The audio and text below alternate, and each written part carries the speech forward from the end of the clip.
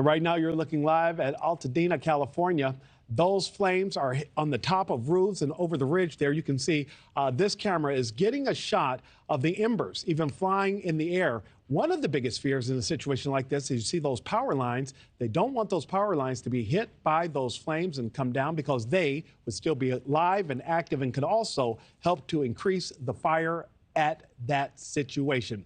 Thousands of people across the Los Angeles area under evacuation orders. Let's get right to meteorologist Max Tsaparis tracking the wind storms. Max, this is a scary situation for everyone involved. Certainly, and it's because of how high the winds are getting is how fast the flames are moving too. So it's the most potent windstorm we've seen in Southern California, according to the National Weather Service there, in 14 years, with winds over the past 24 hours at times gusting up to 100 miles per hour. That's Category 2 hurricane strength.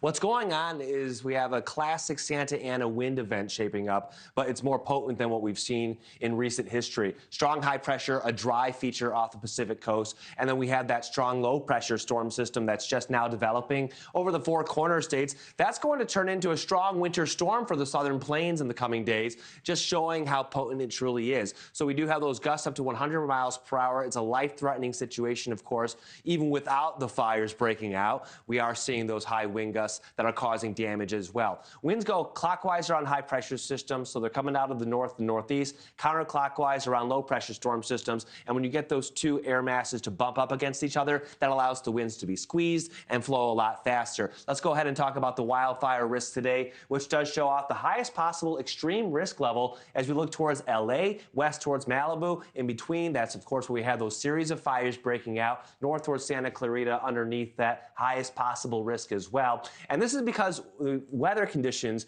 are aiding in the possibility of any fires or additional ones that break out to get out of control. And we do have that wildfire risk level extending south through San Diego all the way to the Mexican border. So again, a wide area with millions of people affected about the high winds and the threat for those flames to get out of control. And of course, that's unfortunately what we're seeing right now as we check in on parts of Southern California. Let's look at the winds now. This morning, we're seeing gusts around 45 to 50 miles per hour when it comes to our estimates. Yesterday, we had 80 to 100 mile per hour winds. So we will see this slowly but surely stair step backward. But we do have those extreme wind warning, or not the extreme wind warnings, but the high wind warnings rather, that'll continue as we get through today, 6 p.m. local time when they finally let up. Even by noon, you can still see those winds around 30 to 50 miles per hour. Here we go overnight. We'll see them ease up, especially along the coastline. Hopefully that'll allow firefighters in the next 24 hours to make a bit of headway. But notice they resurge on Thursday, especially farther inland.